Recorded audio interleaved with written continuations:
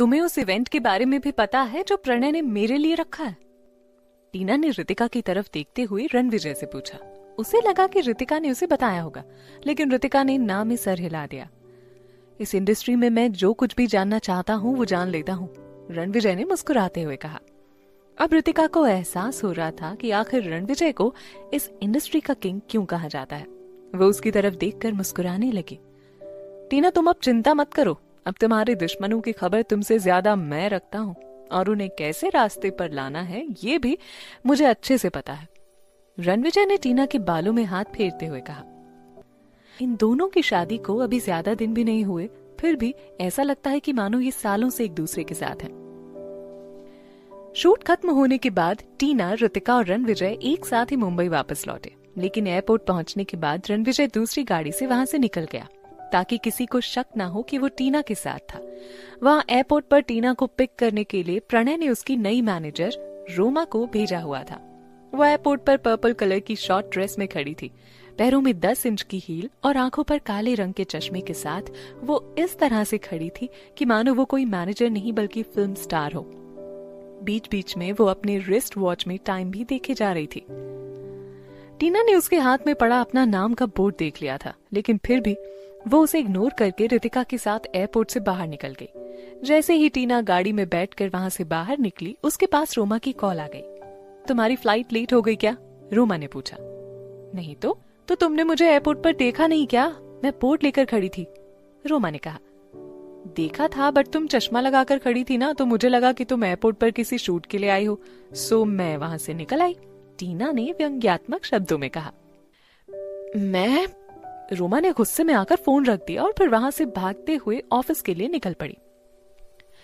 रोमा ने इस इंडस्ट्री में कुछ दिन पहले ही काम करना शुरू किया है। उसने कुछ छोटे मोटे मॉडल्स को फेमस होने में भी मदद की है, लेकिन अभी तक वो कुछ ऐसा नहीं कर सकी जिससे कि उसकी इमेज अच्छी बन सके। यूसुफा ने ही उसे टीना के लिए चुना है ताकि वो उसके इशारे पर काम करती रहे। उसे टीना पर बहुत गुस्सा आ रहा था। इस आउटडेटेड मॉडल की इतनी हिम्मत कैसे हो गई? उसे मेरी रिस्पेक्ट करनी चाहिए।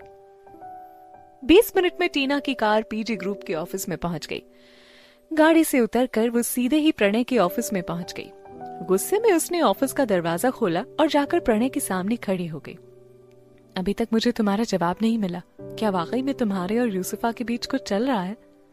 प्रणय ने अपना काम बीच में ही रोककर टीना की तरफ देखा और फिर बात बदलते हुए कहा।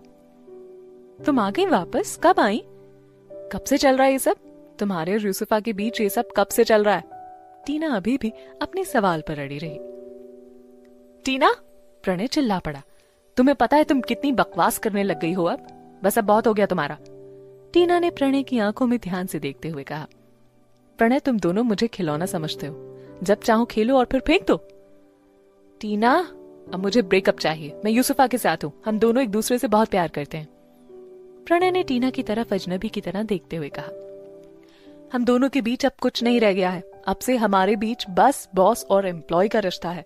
मैं तुम्हारा बॉस हूँ और तुम मेरी कंपनी की एक एम्प्लॉय हो और कुछ नहीं। टीना को प्रणय की बातों से कोई फर्क ही नहीं पड़ा। उसने कहा, प्रणय, मुझे ये भी पता है कि तुम मेरा कॉन्ट्रैक्ट भी नहीं खत्म करोगे, क्योंकि तुम्हें लगता है कि अगर तुम मुझे फ्री कर दोगे तो यूसुफा कभी इस मॉडलिंग इंडस्ट्री में खुद को खड़ा नहीं कर पाएगी। इसीलिए तुमने मेरे लिए ये इवेंट भी रखा है ना? टीना ने पूछा। अभी तुम्हारे स्टेटस के अनुसार ना ये इवेंट तुम्हारे लिए बिल्कुल ठीक है। और हाँ, अब से रोमा तुम्हारी नई मैनेजर है, तुम्हें उसके सारे ऑर्डर फॉलो करने होंगे, प्रणय ने डॉक्यूमेंट्स के कुछ पन्ने पलटते हुए कहा। टीना ने कोई जवाब नहीं दिया। इस वक्त उसे किसी बात का दुख नहीं हो रहा था, बल्कि उसे बहुत गुस्सा आ रहा था।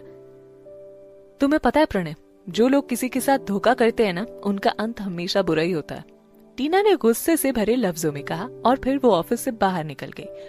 उसका इशारा पीजी ग्रुप की बर्बादी पर था। टीना अपने कमरे में लौट आई। वो अभी बैठी हुई थी कि उसकी नई मैनेजर रोमा गुस्से में लाल हुई उसके सामने आकर खड़ी हो गई। तुम्हें पता नहीं है क्या कि अब से मैं तुम्हारी मैनेजर हूँ और तुम मेरी आर्टिस्ट हो और तुम्हें मेरे ऑर्डर्स फॉलो करने हैं? तुम्हें इंडस्ट्री में काम नहीं करना है क्या? तुम्हारी इतनी हिम्मत कैसे हो गई कि तुमने मुझसे इस तरह से बात की? उसकी बातें सुनने के बाद टीना उठ खड़ी हुई और फिर उसके पास जाकर कहा, क्या कहा तुमने अभी? जरा रिपीट करना तो। मैंने कहा कि तुम्हारी हिम्मत कैसे हुई मुझसे इस तरह बात करने की। रोमा ने गुस्से में ये शब्द बोले। जैसे ही उसके मुंह से ये निकला, टीना ने एक जोरदार थप्पड़ उसके गालों पर जड़ दिया। आगे से औकात में रहकर बात करना मेरे से, टीना ने उसे घूरते हुए कहा। रोमा का दिमाग सुन्न हो गया। वो टीना से लड़ने के लिए आगे बढ़ी ही थी कि टीना ने उसके हाथ में फोन पकड़ाते हुए कहा, अब मैं तुम्हारे ये फोटोज मीडिया में देने वाली हूँ। 1 सेकंड में तुम्हारा सारा खेल खत्म। रोमा ने जब तक उन फोटोज को नहीं देखा तो उसे समझ ही नहीं आया कि टीना किस बारे में बात कर रही है। जैसे ही उसने फोन में फोटोज देखे, उसका दिमाग चकरा गया। इन फोटोज में वो एक डायरेक्टर को सिड्यूस करने की कोशिश कर रही थी। रोमा को कुछ समझ नहीं आ रहा था कि आखिर टीना के पास ये फोटोज कहां से आई। ये नहीं हो सकता, ये फेक फोटोज भी हो सकती हैं। मुझे पता है कि तुम्हें यूसुफा ने भेजा है, मुझे इससे कोई दिक्कत भी नहीं है अगर तुम मेरे साथ अच्छे से पेश आओ ना तो, लेकिन मुझे लगता है कि तुम्हें पता नहीं है कि तुम किससे भिड़ने की कोशिश कर रही हो। डर के मारे रोमा का शरीर थर थर कांपने लग गया। अगर उसे पहले पता होता कि टीना के पास ये सब है तो वो कभी भी यूसुफा के कहने पर टीना के साथ ऐसा बर्ताव नहीं करती। उसकी आंखों से आंसू टपकने लग गए। टीना, आई एम सॉरी, मेरा वो मतलब नहीं था। प्लीज मेरी फोटोज रिलीज मत करना, मैं बर्बाद हो जाऊंगी। प्लीज तुम जैसा कहोगी मैं वैसा करूंगी अब से। टीना ने उसकी तरफ देखते हुए कहा, मैं तुम्हें सिर्फ एक बार बता रही हूँ कि उनके लिए बहुत सीधी हूं जो मेरे साथ इज्जत से पेश आते हैं, लेकिन अगर तुम मेरे साथ कोई गेम खेलोगी तो फिर तुम्हारी ऐसी हालत कर दूंगी ना कि दोबारा कभी उठ खड़े होने की तुम्हारी हिम्मत नहीं बचेगी। अब से तुम अपना काम करो और मुझे मेरा करने दो, लेकिन अगर तुमने कभी कुछ इधर उधर किया तो उसके अंजाम के लिए तैयार रहना। मैं समझ गई मुझे क्या करना है और क्या नहीं करना है। टीना का गुस्सा देखकर रोमा की हालत खराब हो चुकी थी। इसके बाद टीना बिल्कुल नॉर्मल हो गई। उसने प्यार से रोमा से पूछा, इवेंट के लिए कब तक जाना है? आप जा रही हैं? रोमा को समझ नहीं आ रहा था कि आखिर टीना क्या करने वाली है। तुम बस बताओ कब जाना है, टीना ने उसकी बात काटते हुए कहा।